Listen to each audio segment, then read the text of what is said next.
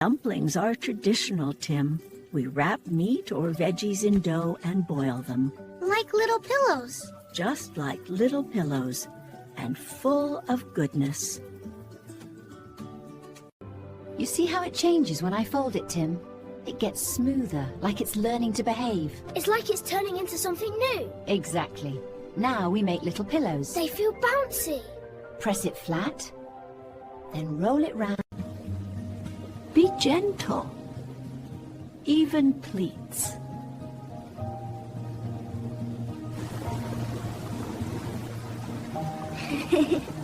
Boil until they float.